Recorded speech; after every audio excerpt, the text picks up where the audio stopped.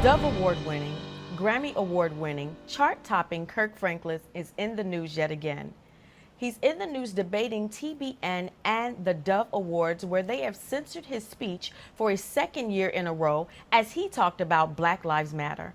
Here to give us more on this segment is Dr. Bernard Jordan, a contributor of Onyx News. Dr. Jordan.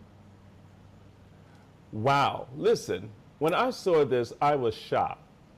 Kirk Franklin is having what I want to call his Christian African American wake-up call.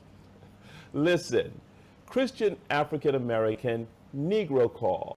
Listen, he's having the wake-up call of a lifetime because he was under the spell of the illusion of inclusion. What does that look like? He thought he was one of them, that he can speak and bring up issues and it would matter. All TBN did was tell him that, pretty much in so many words, Black lives don't matter. We like what you were ranting about earlier, but when you start naming Black lives that have lost their lives, this is not what our platform was created for. Right. We have put you on our platform to maintain our white supremacy, our white privilege, and to make white people comfortable, not to empower Black people. So as an artist fiddler, go back and dance to the tunes that we gave you and make us comfortable and entertain us, but don't educate us and don't you dare empower your people. Wow, that's amazing, but such true statements and such wisdom and what you're saying as you're coming across. So do you think that when Kirk Franklin stepped outside of his norm, just to say, listen, this is what I want you to realize about who I actually am and who I was created to be, that's what caused the situation between the two networks or the two entities, being the Dove Network and TBN, to no longer focus on what he said mattered? Yeah, because see, you got to understand, when you are Christian, listen, you got to ask yourself the question, why do we have AME? Because of racism. You had the Methodist Church, but Richard Allen had to walk out of the Methodist Church because they didn't think that Black Lives Matter. So they had to start AME. You had to begin to have the Southern Baptists. They had to begin to separate because they didn't think Black Lives Matter. When you think about what happened at Azusa Street, you had the Church of God in Christ, you had the Assembly of God. The Assembly of Gods walked out. Why? Because they didn't want to be under a Black man. Why? Because they didn't think Black Lives Matter. Listen, this is nothing new. Your recording artists that are Black had to lose their slave songs. They had to lose their tradition if they want to cross over into contemporary music. They had to stop sounding like the songs of their ancestors and begin to sing songs. And I'm not against that, because I think that we need to have all kinds of music.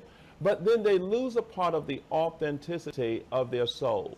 Kirk Franklin, now getting ready to hit 50, in the he's having a midlife situation. He's probably starting to realize, what is my life worth? What am I doing as far as my community?